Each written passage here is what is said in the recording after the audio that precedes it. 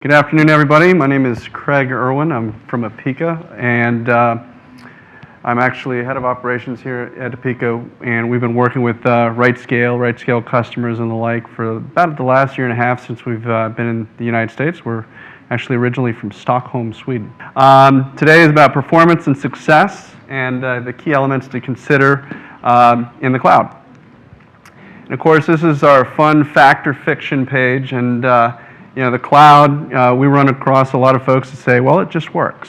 Whatever you put in it, it just works. It scales, it performs, because that's what the cloud is all about. All applications behave and scale the same way. It's a lot of things that people learn as they put their applications in the cloud. And of course, theoretical analysis, actually one of my favorite, is when we run into people that talk about, well, theoretically it should work, it should scale this way, and if I run the math correctly, it'll perform the way I anticipate. And of course, we have some folks down in Texas, so as in Texas, bigger is better, so throw more bandwidth at it, throw more hardware at it, and throw more servers at it. And of course, last thing is, if my web or mobile app crashes, it's a good thing. We actually see this a lot in the gaming community, where they actually have historically looked at it and said, you know, it's a good thing if it crashes. But they obviously haven't talked to the CFOs anytime recently. So today's situation, they still crash. A lot of these sites you've seen probably in the last few weeks alone, you know, their applications have crashed for one reason or another. Slow response. We reported last week about Facebook. You know, they had an outage, but it was more importantly it was also, you know, it wasn't just binary. It completely slowed down, and then it was unavailable, and then it came back up over a period of time. So, you know, these are common issues, and a lot of it, you know, there's a lot of different reasons for this, and we'll kind of get into kind of some of the ways of how you address that. You know, so as most, or if not all of you guys are in the cloud or some shape or another, it ultimately comes down to how you're going to prepare for the unexpected. Unexpected traffic, unexpected code changes, all sorts of reasons for how that happens, and of course, you've got to prepare for that. And one of my favorite is, I think we captured this on an iOS update from Apple. What was it, about 6 months ago or so? Of course, you guys, you know, have seen a lot of this. This is one of our busiest times of year. Is actually 3 months in advance of the holiday season. So. It's also the Stephen Colbert effect or the Oprah effect that we talk to people about, is when, you know, they mention something, bam, that's that unexpected. And of course, the big question is, how do you respond to those sort of things? And that's something that we'll address here as well.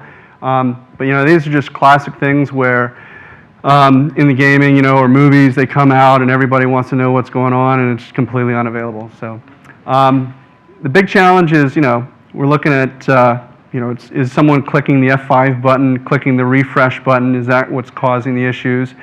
Or they're opening up multiple browsers, trying to open and see that site. I mean, we all now have those multiple screens, so we can have one browser here, one browser there, and just, you know, okay, I'm going to go with whichever one's the fastest. And of course, that snowball effect. So, you know, those sessions, they just accumulate, and you have this nice snowball effect that occurs too that people don't think about too much. And of course, fixed capacity and scalability and application transparency. These are key components that, you know, we like to address. You know, traditionally it was that fixed capacity, but now, you know, with the great things like with RightScale, we're able to scale. And these are some challenges that we have. It's one thing for the actual infrastructure, but the key question is can the application scale within that environment? And that's definitely some areas you want to consider.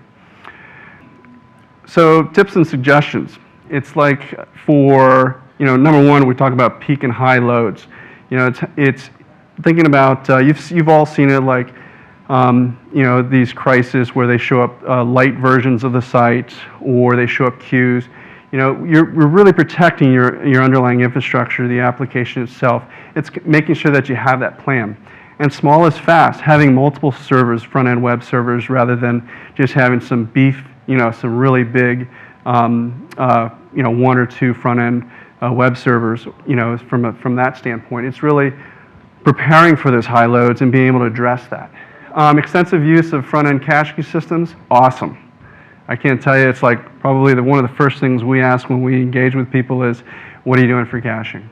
And this dramatically, helps you, optimize and like with utilizing varnish and the like, that you're able to handle those things and be more efficient with the end user responses, the experience that end user and that customer has. Also, this goes without saying, no direct access to the database. Making sure that less traffic is less problem. Being able to manage that in an effective way is really important, and that's something that is just, again, utilizing the front-end caching. Those type of technologies will allow you to do that. Implementing scaling and queuing systems. So redirecting excess traffic, utilizing your load balancers. It's kind of like with caching, you also have load balancing, CDNs. Those are things to consider when you're looking at your web or mobile applications. And then there's wait pages. We actually have one of these technologies that you can actually set up wait pages so that it's kind of like a bouncer at a door. You're at the bar, but you can't get in, but you don't drop the session. You protect the bar, or you protect the servers on the back end too. So it's kind of a nice technique to be able to use. And of course, with every bottom line, we've got, you want to be like a good Boy Scout and have always be prepared and test the solution before launch, because that's, at the end of the day, each one of your applications, your mobile applications, are very unique relative to all the others that are out there. So it's really important to focus on that. Why run a performance load test? Well, you get to answer some simple questions, but from a cost perspective, you're also saving whatever the project that you're working on. A lot of people, we were working with a customer the other day where they had a requirement of 200,000 concurrent users to be able to handle that, and they couldn't even handle, 3,000 concurrent users. And they were putting a large amount of money into marketing to be able to actually release this. And this was actually, if I think about it, it was back in February, and it was for one of the big conferences in San Francisco. And they've yet to release that yet. So this is one of those things that they just found out they had some significant issues. They're in the cloud, but they had some challenges between the front-end web service and the back-end databases. It's probably a very common area that we see a lot of challenges. Also, they wanted to know when it crashed. So one of the big things we pride ourselves on is being able to test what those upper limits are. In a RightScale environment, again, it comes down to the application. A lot of times you look at those applications, it breaks. It's not the infrastructure, it's the application. And of course, one of the things that we love to work on, especially our engineers, is how do I make it faster? Since we can measure it, we can test it, we can retest it with the same exact scenarios, we're testing that, we're able to answer those questions. And then lastly, especially being in RightScale, is really understanding how that application scales. That's why it's a great partnership that we have, is because you're doing deployments in those environments and you want to know, well, let's really see how this scales under these stress or these loads. And it's capacity versus load, where from a highway versus a trail, you just look at so many different methodologies, but at the end of the day, it's being able to handle that traffic, that unexpected, and always being prepared. We kind of like this slide because it's, you can have a test environment where you monkey around, but at the end of the day, the numbers tell themselves. I mean, it's really the numbers, and you look at those numbers, and we're able to provide that. But you're also able to answer those questions from an objective point of view, not subjectively, like, oh yeah, it's fast. We had 30 people using it today, and there was no problems within the office. So looking at, answering these questions of how many users you can handle, and was the results good, you're able to basically identify where your danger zones are within the respective applications. Applications are becoming more complex. You're adding more services. You're adding more feature functionality. You're hybrid. You're in the cloud and you're outside the cloud. You're introducing third parties. So you're able to understand, at what point does it become unstable, and then you're able to address those issues. It's part of that being prepared in those situations, as well as the problem analysis is identifying where those bottlenecks are so you can fix them. Is it front-end caching? Is it database? Is it, it could be as simple as DNS, being able to understand how to optimize your environment. So some lovely graphs, which I always forget about. So we have, you're identifying these collapses, response times, and you're able to, again, answer those questions quickly. Your targets. Set some targets. Identify, get together with marketing. Talk to marketing. What are they looking at? Oftentimes, it comes as no surprise that you had a conversation with marketing, 6 months ago. You've been deving, for the last 6 months. You're getting ready to launch this thing. Marketing changed their plans. They changed how much money they're investing in PR. And all of a sudden, there can be a direct impact in who's going to be showing up at your front door or who's going to be utilizing your application. So here's a classic example of where I want it to make it very measurable. Stable beyond 100,000 concurrent users. Stable beyond 200 users. Doesn't matter, but make it measurable. You're able to handle so many page views per hour. Or, I want it to load and fully load on these key areas within a certain amount of time, like 4 seconds or whatever. You can measure these days there's tons of tools out there measuring what your competitors do. That's your standard within your industry. People come to us and say, well, how fast should my application be? How fast should my site be? It's a very relative thing. So there's some key, tips right there. And make it better than the competition. I mean, just go for it. I was working with a customer. They looked at the top 5 competitors. They were number 5, and after we worked with them, they slowly started inching up the ladder, and they actually saw a direct result on revenue. So that's pretty neat, just based on response times. And there's a bunch of statistics out there that says, for every second your site's slower, your mobile app's slower, especially for e-commerce sites, what the direct impact is to revenue. And of course, this 95% of our users shall make a travel selection for purchase in less than 30 seconds. Bam. You can simulate that and do that sort of testing. So make it very clear, make it very concise. Also looking at the database calls. Boy, too many calls to the database. That's a big killer right there. And of course, lack of caching, as I mentioned before. Looking at static content, you can test these days whether what you should be having. What should you distribute? What should you put on CDNs? And look from a cost perspective as well. But being able to get very specific with each one of your applications and understanding what's dynamic and what's something that's static that I can just put out there. And then lastly is web infrastructure, utilizing all those same things, those same features. Those are really what comes down to these findings, being able to answer each one of these things almost like a checklist.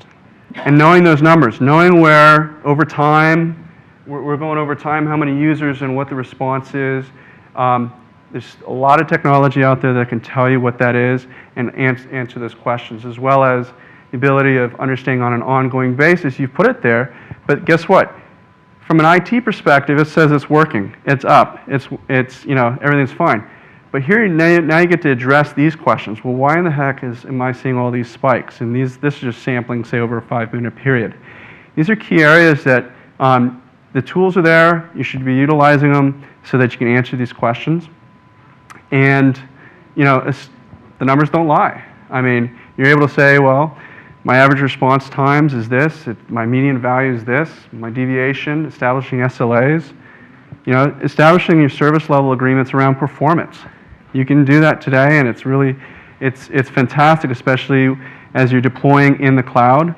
RightScale, just out of the box, has awesome tools that you can tell what's going on from a traditional IT perspective. But now it's about, hey, that's great, but also I want to know what my customers globally are experiencing and where they're seeing it from. So you're able to make decisions, technical decisions, on where you're locating your infrastructure. Which are you going to be in Amazon East, Amazon West, rack space, wherever. You're able to answer that and you see true values from that. Performance monitoring. These are the 4 pillars of performance monitoring, where it's up, down. You guys are all familiar with that. Seeing it through a browser, understanding transactionally what's going on through your applications, and correlating that data, drilling down, understanding and identifying what the root causes are, and resolving those issues so that you're prepared for that within the cloud. This is just a quick snapshot, but you're drilling down within RightScale. This is just a Write script that we have, but you're able to understand, okay, even within my RightScale environment, what those tricks are, what their overall performance are. I think this is like from a location in Europe. Set the goals, as I mentioned earlier. Hate the average. And work with the exceptions. So focus on those areas. You see your average, but find out what the outliers are. Address the outliers, because that'll help you minimize any issues down the road, especially when you're scaling. And then fire drill. it's identifying those issues and correlating the data, but you can replay this and you can scale it and you can, you can answer those questions to management, to marketing, and actually set those goals, test it, do the fire drill, and be able to move on. And then you, as someone that's developing in the cloud, have a lot more assurance of what's going on. Performance testing, it helps you discover the weakest link. It's one of those things that saves you a lot of time and a lot of money. It's far easier to do load testing or to understand your applications before it hits production. Certainly that's not ideal. Or when you do new code releases, but it'll save you a tremendous amount of time and money. It's the idea of being successful in the cloud today, especially from a performance perspective, revolves around doing your due diligence. Doing your homework up front and making enough time. That's probably one of the biggest challenges, is we're all swamped these days with getting it up there, getting it done, get it functionally working, and then addressing performance issues after that, because again, the mindset is if it's in the cloud, it just works. But with every application being different and architecturally different as well, just spending that a little bit of time saves you a tremendous amount of time and money up front. Check the numbers and know your application. The numbers don't lie, right? And that's what's kind of cool, is with all the technology that's out there, run it, answer it, and be able to answer to people and justify why you want to make choices, technical choices with your application or within your environment, and scale that up. And of course, plan for the unexpected. Have that kind of conversation and understand, well, given this situation, what are we going to do? How are we going to address? There's costs associated with it too, as you all know. I mean, one of the big challenges is like, okay, if I let it scale, well, my costs go up. Well, there should be a business impact, right? As it scales, that means I have more visitors, that means I should have more revenue, that means I can justify the expenditures and be able to plan for that, so that you're not having to answer down the road like, all of a sudden we had these issues and we have these crazy costs, and now you have the ability to really plan for that. And one of the little sayings we always talk about is, all applications have a weak spot, or that Achilles heel. It's what's yours, and it's always a fun challenge to understand and know, like, okay, where are those elements that I'm having challenges with, and just know that that's there. It's kind of like keep your enemies close or something like that. I don't know if that makes any sense, but.